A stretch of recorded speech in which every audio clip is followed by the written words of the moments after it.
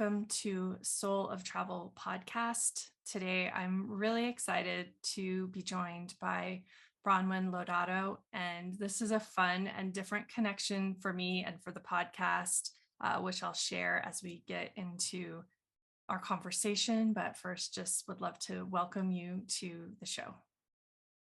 Thanks for having me. This is such a treat. Thank you. Well, Bronwen is the founder and CEO of Bronwen Jewelry, and part of why this is so special. And it's also, yesterday was my birthday. And so even I was thinking the timing of this is great because I have a piece of Bronwen Jewelry, which is not my only piece, but my most complimented piece. And for those of you listening and not watching the YouTube, I wear it every single day, this little piece of jewelry that has a mountain and either a sun or a moon, depending on how you interpret it. And also, ironically, my favorite earrings that I wear. So I was connected to Bronwen because I was curious about this piece of jewelry that I get complimented on all of the time, and learned more about your story and was really inspired by what you have created, and just knew that I wanted to be able to bring your journey to this show. So I can't wait to begin to share this with my listeners. That's so nice. It's like the perfect conversation and connection. Yeah, it is. So as we get started, Bronwen, I'd love for you to just introduce yourself, tell us a little bit about Bronwen Jewelry, and then we'll go forward from there. Yeah, so thank you. This is a treat. This is my first podcast I've been on. So I'm Bronwen Lodato, and I own and run a small artisan jewelry line. We design jewelry for active women, and we handcraft our products in Bend, Oregon. We're really rooted in the outdoor industry, and I am in my 15th year of running this business. Yeah. I wish I knew when I first saw it so that I could say, I feel like I wish I was a fan for all 15 years, but I'm not, I can't remember exactly, but I'm guessing pretty close to that because I really have been following from afar for a long time. Well, Bronwen, you mentioned that you really are rooted in outdoor and active travel, and we're going to understand that how that brought you to creating a jewelry line. But first, I would love to talk about a little bit about how your childhood instilled your love for the outdoors. Before we got on this call, we were just talking about the fact that you grew up near Wenatchee, which is kind of another ironic or synchronous thing because it's where much of my mom's family is from. So we know a lot of the similar towns and places that a lot of people might not know of. But can you just share a little bit about how that made you really curious about and engaged in the outdoors? Yeah, so I did grow up in Wenatchee. I grew up on Wenatchee Heights, which is kind of close to our mountains there. There's a ski resort called Mission Ridge, with which some people may have skied there. And I grew up on a cherry orchard. And when my parents were, before they had children, my dad is a retired Air Force pilot and still a very active recreational pilot. And my parents bought adjacent properties with cherry orchards with another Air Force couple. And they decided to come to Washington and kind of homestead with a dirt airstrip, so that both of the pilots could keep flying. And my childhood is memories of small planes that would fit just my family of 5, and taking off and landing on that dirt airstrip between 2 cherry orchards. And I think ultimately, without knowing, that's probably what sparked my travel passion. But with that, my parents gave my siblings and I a lot of freedom, and my parents spent a lot of time in the outdoors and backpacking, hiking, long into their 70s. And my parents would let us as small children pack a big pack and head out for the night and camp together somewhere near near our house, but on our property, but a ways away. And it's interesting to see what each of the three of us would pack for that one night. I have some pretty funny pictures. And so from a really early age, I was getting outside. And of course, like through my teens, I resisted it and was sort of forced to continue these outdoor excursions with my family. And thank God for it. And now I'm that parent that's doing a little forcing of my daughter into the outdoors. Yeah. And ultimately, when I was 16, my parents sent me to Outward Bound, which my sister and brother had both already done as teenagers. And that was a completely, that was a bookend chapter of my life that has continued to be a foundation. And now up until I'm 50. Yeah. Thank you. I love the imagery of the dirt runway and the cherry orchards, which also is a reminder of where I grew up in Montana, where we had a lot of cherry orchards as well. But that freedom that you were talking about and the ability to just kind of roam your property and explore. And I feel like for my children, I really miss that for them because I feel like that freedom either isn't available depending on where you live or just the way that people think about the freedom they can give their children. It feels like there's such a different energy around that. And luckily in the summers, I can return to Montana and I feel like I can really give my kids that space to have that freedom that I want them to have, because I know that it creates something in you, in the confidence and the curiosity and the way that you engage with places when you don't feel like every corner is a boundary, which is what I think happens. I've lived in cities and, there are things like traffic and people and all these things that do have to become boundaries. But it's so different when you can have that sense of freedom. So thank you for sharing that, because I think that really does cultivate a different way of engaging with the world for those of us that were privileged enough to have that experience growing up.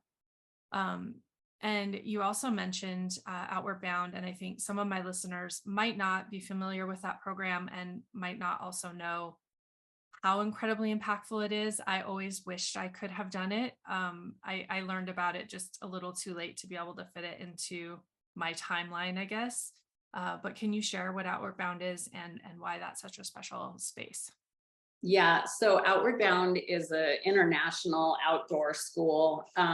It focuses on self-reliance, hard technical outdoor skills, emotional maturity. It focuses on as many soft skills as it does on the hard skills. So while you may be on a rock climbing course, you're also really working on within yourself, how to operate within a group, how to navigate social interactions with people that you may not have anything in common with. Teaches you to be a compassionate, responsible steward of the land as well. So it's in many, many countries, but I, as a 16-year-old, did my first course, which was a 30-day sailing off the coast of Maine. So I did it with the Hurricane Island Outward Bound School, and it's that was chosen by my parents because my sister had done and my brother had done their courses through Hurricane Island and had subsequently the years following gone back and volunteered and then become employed with Outward Bound. So it was sort of in my family. I was a rebellious teenager and I wasn't signing up myself for it, but I was signed up by my parents, and they actually made an agreement with me, which was kind of shameless bribery. which was that if you don't come back after 30 days and say that this was one of the most impactful life experiences you've ever had, we'll pay you the amount of money that we're spending to send you on this course. And those courses are not cheap. Hmm. They do have a great scholarship program, by the way, and a lot of financial aid. And so I agreed, and I did this 30-day course, and we sailed in these kind of archaic wooden pulling boats, which was more rowing than actually sailing. And you do like a 3-day solo where they'll drop you on an island and you make your own little shelter, and you have a very small amount of food for 3 days, but it's really to be with yourself, learn how to be with yourself.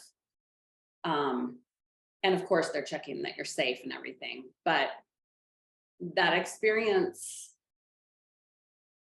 is so much of who I am today. And it really, I went back and worked as an instructor for Outward Bound for many years later. And that experience was just as profound. It's an incredible program. Yeah. Thank you so much for sharing that. And within that, there's just so many of the like kind of key elements that I speak with people about of why travel is so important. And, you know, that the idea that you were talking about with being on your own, and many people talk about it in the context of solo travel, and how that allows you to become so self-reliant and confident and independent and be able to be resourceful. And again, kind of even going back to this idea of playing in the fields, like these similar ideas of how you learn to trust and have conversations with yourself. And I think especially in today's day and age, we don't learn to be by ourselves because of the technology that we're inundated with.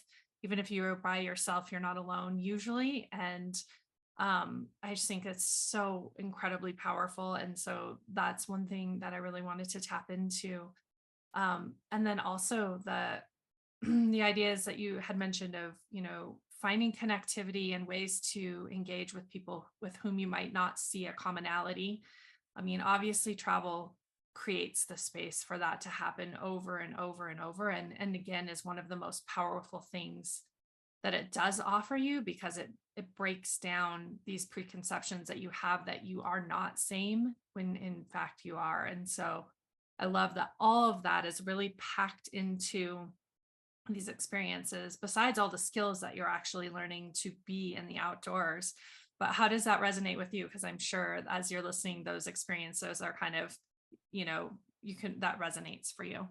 So perfectly it does. I mean, I can literally hearken back to those 3 days I spent alone on that island under that little tarp with, I mean, we couldn't even bring a book. It was, you know, we didn't have phones at that point, but, you know, there was no external stimulation. And, you know, the real feelings of loneliness and, you know, frustration and anger and sadness that we all have as humans.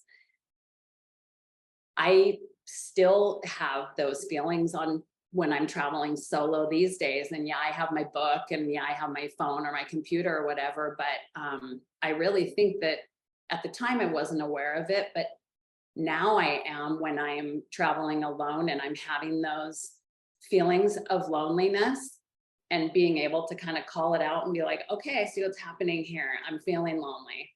And I'm in this country, and there's all these people, and people are traveling as groups or with their families or whatever. And I'm here on my own, and I'm kind of lonely right now. but I can see this. I can see this for what it is. And I think that one of the things that I so much want my daughter to understand is that these are human emotions that we all have in it.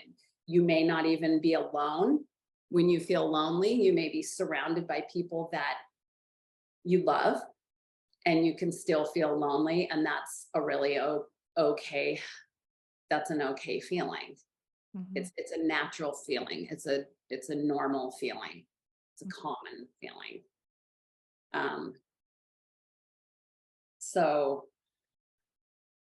yeah, and two, just like, I mean, in that particular instance, in that circumstance, we're on like a 16-foot boat. There's like 10 of us. It's co-ed.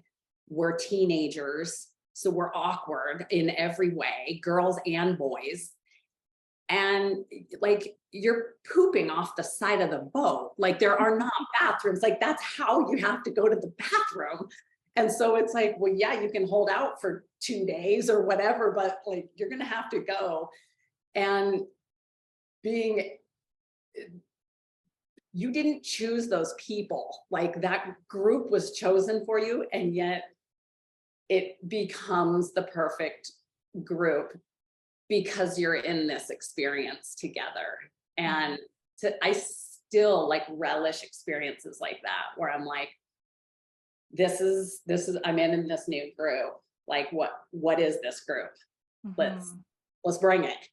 Yeah. Yeah. I mean, and yes, again, like thinking about the ways that travel challenges you and the new experiences and the way you have to overcome and adapt, like all of those things, I love it. So I hope if people hadn't been familiar with Outward Bound before, that if they have children and have the opportunity and the, the access to do that, it's such a great experience. And then you also mentioned community and the way groups come together and the magic that kind of happens there. And I think I'm much like you because I've been lucky to witness that. I like now walk into that space and wait to see what magic is going to be born from that. And as someone who creates group travel experiences, I know like that is the true magic. The destination will be great, the experiences will be great, but what is going to be magic are the way that people come together and the way they have a collective and shared experience. Um, and I think that both of our love language is community. So I would love for you to talk about why community is so important and some of the things that you do in your work and your life to cultivate community. Yeah, it is. And I love that. I love that question. I was raised in a, with community as a big value in my family, and always had extended family that I wasn't related to, chosen friends that became my family, and those other kids became my siblings and still are to this day. And I think part of it is part of it that made it perhaps easier is growing up in a smaller community. Wenatchee has grown a lot, but it's still considered a small town, and was even a smaller town in the 70s and 80s when I was growing up there. Um, and probably to a degree, it's why I've chosen to make Bend my home. Um, when I first was living in Bend, it was actually in the mid 90s. I was working for Outward Bound, and it's where I met my husband. He was also working for Outward Bound, and we lived here in the late 90s. And this small town had an innate sense of community to it. And I was already within a community. I was within an Outward Bound community, but even within that community, it expanded into the Bend and Central Oregon larger community. And we left and then came back about 11 years ago, and immediately I felt a kinship with the people that lived here. I still knew some people that lived here, but I was able, because I was running a small business and I was employing people in the community, and I was actively getting involved with things in my town, and that automatically sort of slid me into a position of having access to all the benefits of a business community, I guess I should say.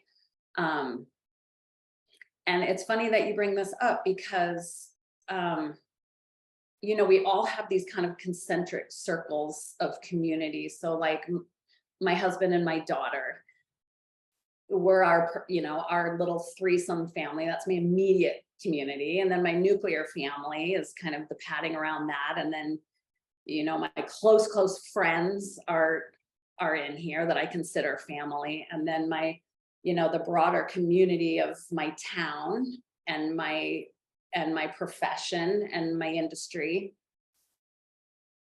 And it's interesting because I was just thinking about this last Friday, because our town has grown so fast and so much. Honestly, just even since COVID started, it's tens of thousands of people are moving here, and really nice people that are moving here for all the same reasons that we all moved here when we did. And kind people and high functioning and interesting.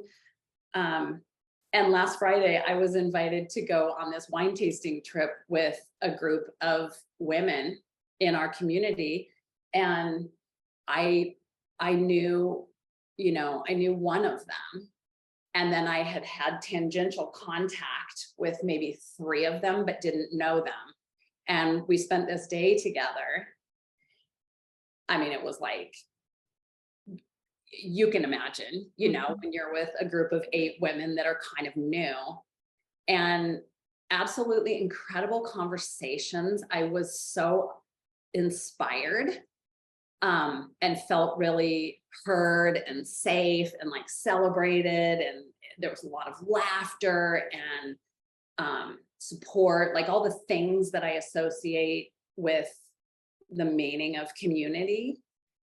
And I walked away on Friday night and I remarked to my husband, I was like, I always sort of fancied myself as being kind of like tied into this community here in Bend. And yet I just spent a full day with these 8 incredible women that I didn't know. And now I'm just like, well, I wasn't so tied in. Do you know what I mean? So it's kind of, I think there's always going to be different ways that you can find community and within different groups. And it's a gift. It's really a gift. Yeah. And that's such a powerful awareness, because even if you do love community and you set out to kind of cultivate and hold space and create community, there's always going to be people that aren't a part of your community, right? And community is meant to be so inclusive, and yet communities are kind of inherently exclusive, uh, even with the best of intentions. So that's a very interesting thing that I might need to ponder, the exclusivity of community that we don't intentionally create. And then I think the other thing I loved is the magic of connecting with new people, which we've kind of touched upon. But for me, especially doing this podcast over the last 3 years, like every conversation, even when you and I, a month ago hopped on a phone, I just felt so blessed to make that connection and to have another person whose story I know, whose energy I've been able to connect with, and walk away with like my circle expanding. It's such a blessing. I feel like we don't really treasure that gift of one another's presence as much as we should. And it's a real sacred and special thing. So I think for those of us that maybe really do love community, we can understand and begin to understand what that means. But I love that you had that experience and were able to kind of reflect on what really is community, and what does that mean for me, and what does that mean for others outside of my space of community. It's huge. I'm in my office. I have an office in town and I have employees, and there's a room right out there full of incredibly talented and funny and super efficient, high functioning women. And, we don't hang out on the weekends, and we don't text each other at night all night or anything, but we work together every day. And um, it, I feel like I know all of them. They know me. I feel really, I feel known. And it goes both ways there. We are like a family here, and I get that on the daily. So when I hear that some people really love working from home and they love that space, or they work remotely and they want to um, just have a lot of personal space within their professional lives, which is also awesome. That's how I've met you, over the screen this way. But for me, um, the in-person community contact is critical. And I love my people here and I love to see them every day. Mhm.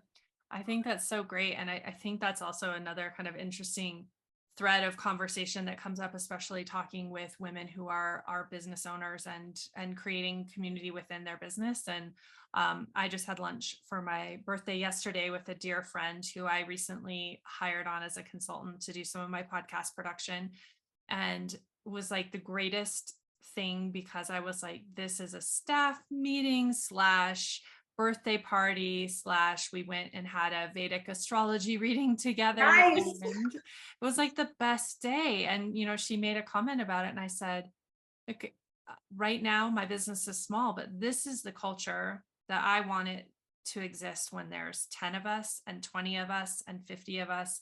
And I do definitely miss having an office and that engagement. But also the idea that people can work together and not be very, I think it comes under the lens of professionalism, which is kind of a shame, but that we can actually see one another and hear one another and respect one another and have an equal exchange, regardless of the position that we hold within a company. So I love that you brought that into a conversation. Um, how do you think that reflects the values that you have created and then continues to help the brand that you're creating to grow the way that you envision it? Honestly, the longer I do this, I think that it's everything. Um, I mean, we have our core values, which haven't changed since I launched this brand in 2008. And yet, um, at the end of the day, it's the quality time that we spend here together as a team, working on a common goal, whatever that goal is, at the time, that I I I mean, I can't list the ways in which that gets articulated to our customer and our customer community, and yet somehow it does. I think in it's reflected in our products. It's reflected in the beauty of our jewelry, which is oftentimes a collaboration of creative ideas coming together, and then the more engineering kind of minds making that piece actually work. Um, and I think that the longer our customer community is with us, they, like you, they understand our that our values are solid, and that we truly value many of the things that they value. And it's not just like a marketing strategy. It's truly who we are as people running this brand, and we get to make these beautiful products that these women can connect with, not only because they're beautiful and functional, but because they mean a little bit more in terms of how they were made or who they were made by. Mhm. Yeah, I love that. And I would say 100% true because I know that's what drew me to it, right? Like I was looking at a rack with all these different pieces, and this one singularly stood out because of, for me, the resonance of what the piece of jewelry was, but that story was told, and also that it was a women-owned business and it was a US based business. Like all these things that were values of mine that were communicated, either literally or not. And then as I stayed steeped within it, I somehow felt a part of it, even though I have no reason to feel that way. But because I really identified with different stories that were being shared, or just different pieces and the way things were projected, like I felt included, which I think goes back to community, right? It's a very inviting way. Like it makes me feel like I'm a part of something. And I was joking with you when we first met that I am like your biggest marketer, because people ask me about my necklace all the time and I'm like, "Oh my gosh, Bronwen Jewelry, they're based in Oregon, they're women owned, it's handmade." And then those people are so excited. And so I think that doing business from a place of passion and values and heart is so important, and that's also something that comes up a lot on the soul of travel, because that is the soul of travel and the soul of business, and I think the soul of many women owned businesses.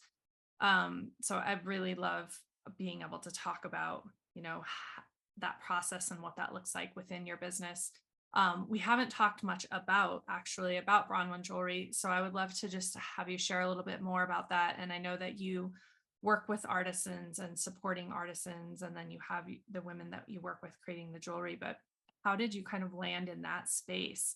Was that through your travels, or how did you discover that that's really what you wanted to create? And the other thing I really wanted to tap into too is that you created this to meet a need. I mean, there's lots of jewelry companies out there, right? So both from the artisan perspective and from the need that you really felt and that led you into creating a jewelry brand, which I don't think was where you thought you'd end up when you started.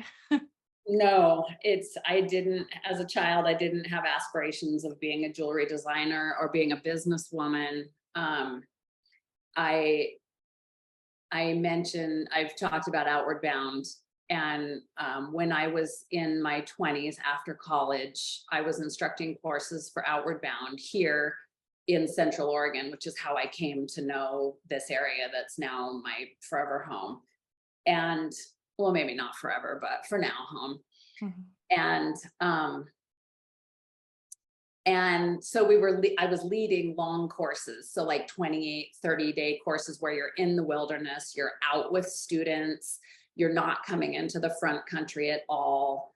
They're multi-element. So I was doing, excuse me, whitewater rafting and mountaineering courses. So we'd start on the river and we'd spend like a week or a week and a half on the river working on whitewater skills. And then we'd go into the mountains for the rest of the time and do rock climbing and mountaineering. And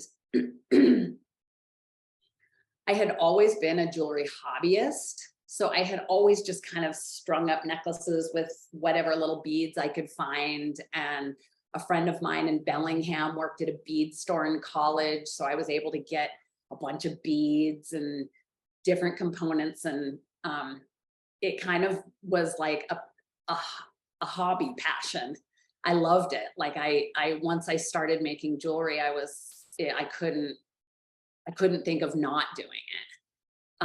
But I never had a desire to do it for money. And when I was instructing those courses, I started to want something for myself when you're out for 30 days and you only have, a couple of tank tops and one pair of shorts, and you just can't be too creative with your flair, if you know what I mean. And I started to make myself, like before each course, I would make myself a necklace or a pair of earrings that I knew was going to sustain me for the whole course. And it was like, okay, this is going to be my piece for this course. And it was my 30 days, I think it's going to be bright turquoise or, and so I started kind of messing around with, materials that we had in the repair room that we would use to like repair sleeping bags or backpacks. So like strong Gore-Tex threads and really kind of durable durable materials and stringing necklaces on that, thinking like,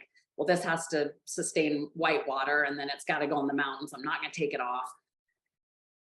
And I was doing it as a hobby. And then pretty soon my female co-instructors started being like, "Ooh, I have a course coming up." And I was kind of thinking of something orange and maybe a little bit red. And so I started kind of making things for my co-instructors, but didn't consciously ever think, hey, I should do this. But it was at that point when I think the seed was sort of deeply planted. And, 10 years later, when I was living in the Bay Area and I was teaching yoga, and I was working at a yoga studio, a really quite nice, fancy one. And the owner of the studio wasn't selling jewelry, and she knew that I made jewelry. And she said, if you ever want to make anything and bring it in here and sell it, I'll take a small percentage. I was like, okay. And so I did that and it started selling. And I started thinking, maybe I could do this. And so I started to think more deeply about my positioning. And my husband was doing his MBA at the time in business, in sustainable business. And this was early on in the sustainable business degree movement. And so he was learning a lot, and he helped me form a positioning strategy, and it was really like, Bron, who are you talking to? Who are you talking to? And I'm like, well, I'm talking to the outdoor girls because that's who I know. And I know they like it. I know they want it, because I don't feel like I can talk to the Nordstrom or the Neiman Marcus. I don't have that context, but I can talk to the outdoor girl. So I intentionally positioned in the outdoor industry and kind of launched in January of 2008 at the Outdoor Retailer Trade Show, which is a huge outdoor industry trade show. And, the buyers would come by and they'd have a look and they'd say, there's no doubt this is like a beautiful product, but this is the outdoor industry, like jewelry. And, I'd say, you think just because we climb and ski and kayak and run and backpack that we don't want to have beautiful jewelry?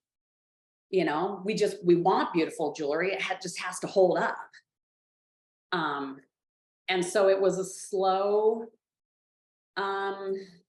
educating almost, but it's the perfect fit. It's very much for us. And 15 years later, early on, I got lucky, and I got enough capital and confidence to kind of keep going through that early rough time. And, 15 years later, we're trucking along. We sell to more than 300 outdoor stores in the US, and we have a nice little brand. Yeah, I love that so much, because I think it's really interesting how, like you said, those seeds get planted. And a lot of times when people then reflect upon their journey, they didn't notice that thing, or it seems so insignificant, or maybe seems too obvious. And so it's the thing that we just kind of brush away. And then it just keeps coming back to us. And so for people listening who maybe are looking for a new path or curious about what that might be, I think it's so powerful to reflect back. And even for me, I met with someone before I started Lotus Sojourns, and they kind of had a conversation with me like this, and they just were pulling things out of what I was saying and finding these commonalities. And they said, have you ever thought about creating like an adventure travel program just for women? I was like, no, why have I not thought of that? That's insane. I'm like, that's clearly too obvious. But I think that's really powerful, because if it's something that's already just such a part of you, you might have missed that it's something that somebody else needs. And so I think that's a really powerful takeaway. I know that we do have travel in common as well. And speaking of creating group travel for women, another thing that you and I talked about that I think was a really powerful aha moment is really thinking about the ways that many of us as women have kind of succumbed to the narrative that we can't give ourselves permission to do things or put ourselves first, that we really need to be self sacrificing and meeting everybody else's needs. And I think so many of us are realizing that if we are not showing up for ourselves, we can't show up for anyone else. And that we can't really put our best foot forward when we're so burnt out and exhausted and we're not nourishing ourselves and giving us ourselves things that light us up. And in the context of travel, really giving ourselves permission to say yes to a travel experience. I feel like this is the number one conversation I have over and over with travelers is, kind of feeling okay to even ask the question if you could take this travel experience, or give yourself that space and time and the financial commitment to travel. But for you, what has that looked like? And what would you love listeners to take away about like how to kind of take that narrative apart and how important it is to prioritize ourselves? Oh boy, that is just, I love that we talked about this and that resonated with you too, because there have been times when I have just been like, is it just me or is this a thing? And I think probably we're speaking most specifically to women about women. It, several years ago, as a sub brand of my business, I started a small travel business with two partners, two close friend partners here. And, as we were launching our first trip, which was an incredible trip, a bucket list, lifetime, unbelievable trip that so many women seemingly wanted to go on. And yet, like you said, the conversation would always come back to, I want to go so bad. And it's not the money and it's not the time. It's just my husband would kill me if I did this trip without him, or my husband would kill me if I stuck him with the kids for 2 weeks, or, we heard this a lot. And it, to my partners and I, having been women who've done a lot of solo travel in the world and with other women and other groups, it was almost like the first time that we were sort of hearing this. And we really had to start trying to formulate a way to educate our prospective customers on what we considered true self-care. Just like we would care for ourselves in all the other ways that we do, getting enough sleep, eating the right foods for our bodies, getting massage if that's what you need, or a facial, or things that aren't luxury, but are kind of lumped into this oddly archaic luxury category. And I feel befuddled. I feel befuddled by it, because for me, travel is a necessity.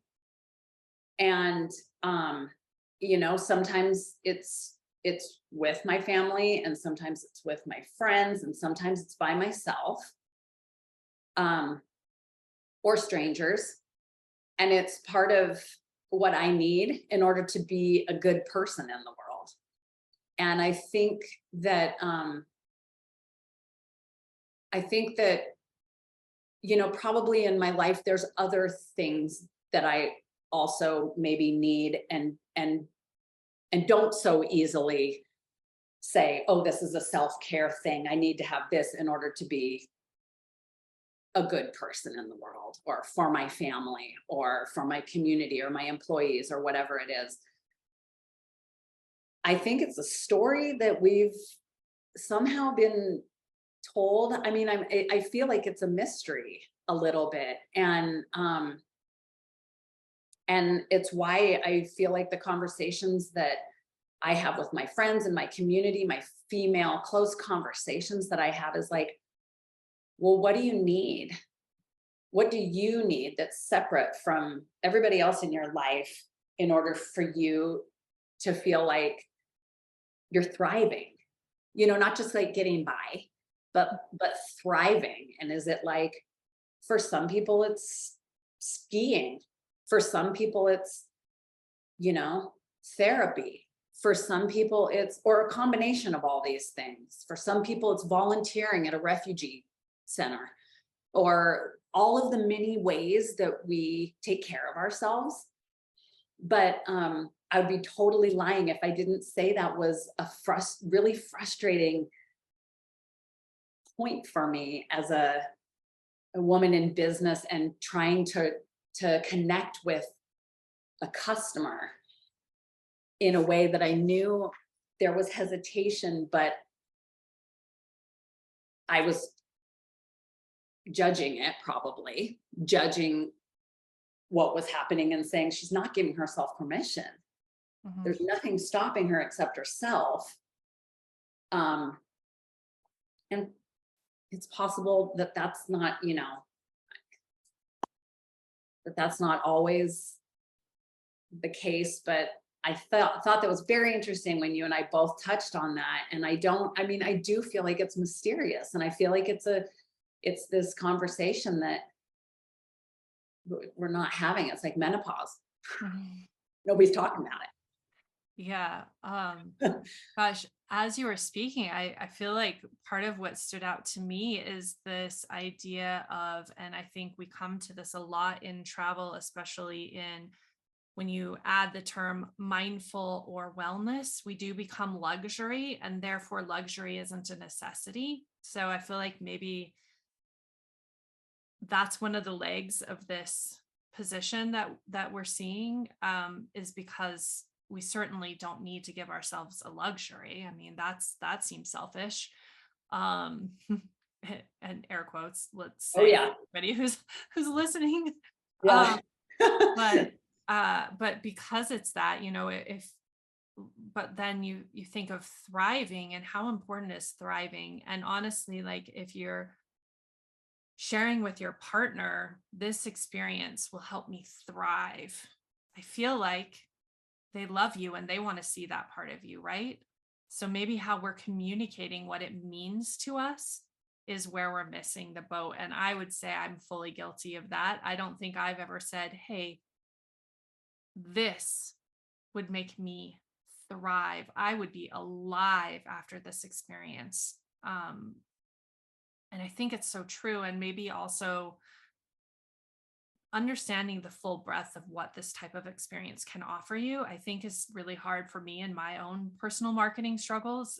If you haven't had an experience like this, if you haven't had this moment like you had in Outward Bound or traveling many other times, you don't understand fully what that can create in your life. And I think that's why you were setting out to create your travel business and why I created mine, is because I want other women to have that experience, because it is so profoundly impactful to who you are and to what you can put out into the world. Um, but it's hard to convey that. So like when you're up against like some sort of social narrative, you're up against us realizing how beneficial it is, us asking for what we need and why we need it in a way that's resonant to whomever we're asking it of. And I know looking back, I'm going to be so grateful for this conversation because I feel like it's bringing some real clarity.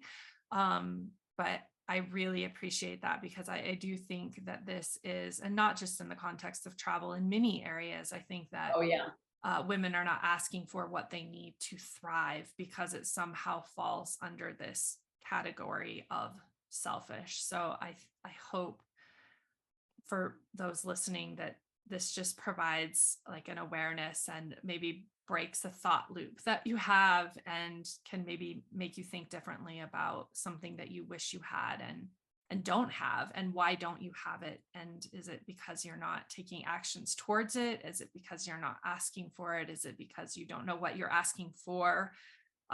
Maybe this is a great space to spend some time and thought in. I couldn't agree more. Asserting your needs for women or for any person in the world, asserting your needs allows you to be of service to others. Yeah. Well, before we wrap up this conversation, Bronwen, I would love for you to share a little bit about Nest. I know that you're partnering with them, and I would love to hear what that is and what that also means in the context of your business. Yeah, thanks for asking. I'm really, really excited. This is something that I've had as a goal for many years and finally committed to this year. I am partnering with an organization called Nest, and it is it's basically a group. It's an organization that sets a standard for compliance for artisan manufacturing globally. And they work with artisan groups all over the world. They work with brands as small as mine to as big as West Elm and Anthropology and Patagonia, and companies that are really on the forefront of creating sustainable and ethically crafted goods in the world. And 3 years ago, we opened a retail store downtown in Bend. And because of all of my travels in the world and my passion and deep, deep joy that I get from connecting with artisan groups and hand workers all over the world, we merchandise our store with our jewelry, but on top of that, we also have a lot of really beautiful, ethically crafted artisan gifts from all over the world, and they're a result of friendships and partnerships that I've made through the years, and I've wanted to extend this part of my business in a more formal way, but it's daunting, and it's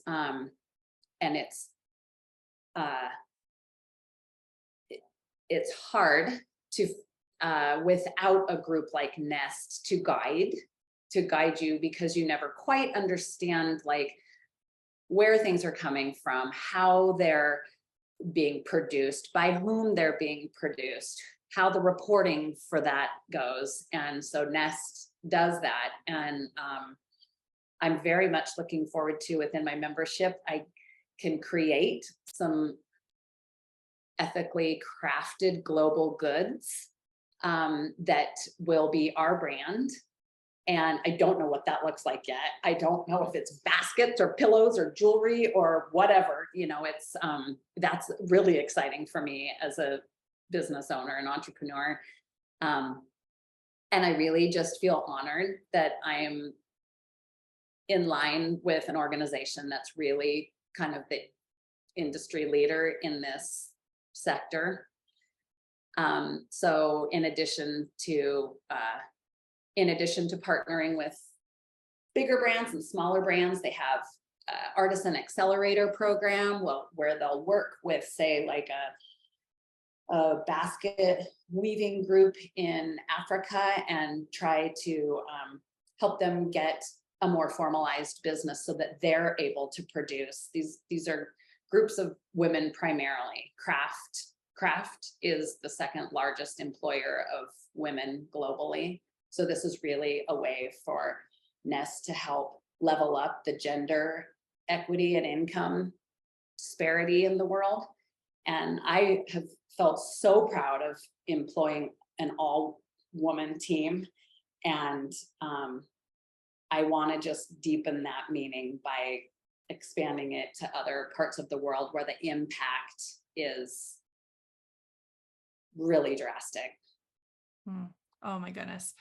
I feel like we'll have to come back and have a full another conversation from this point forward, because that's another passion of mine as well. And also each of my trips is built to connect with artisan groups and women's groups, because the context it provides to your travel experience, the way you can understand a local community, the way you can understand the story of women in a destination. Like, I feel like this is so powerful. And then also, as you were mentioning, that to create a way to close the gender gap and create gender equity, I think it's so important. And because it's a position that's typically for women, it's typically underpaid, it's also undervalued, but it's also the keepers of culture and understanding and traditions in so many parts of the world, that for me, that the idea that this is getting lost generation by generation just slays me. Every time I travel somewhere and I hear that story, and I hear that they're trying to figure out how to bring children and into this craft, and how, what that struggle looks like, is a real place of passion for me. So I'm so excited that you're bringing this into your business, and I can't wait to see what that looks like, you know, in the future, and the impact that that allows you to create as well. I have a few rapid fire questions to end our conversation. Okay. Also, before we end, I wanted to share that you so generously offered a 20% discount to my listeners on their first Bronwen purchase, which I will be so excited for more women to come into this community. As we know, I'm a big fan. So the code for that for people listening is Soul of Travel 20, and that will be also in my show notes. And I wish I could give you a big hug right now through Zoom, but that just doesn't work that way. So that's where we need to be with our people. Okay, so the rapid fire questions are, what are you reading right now?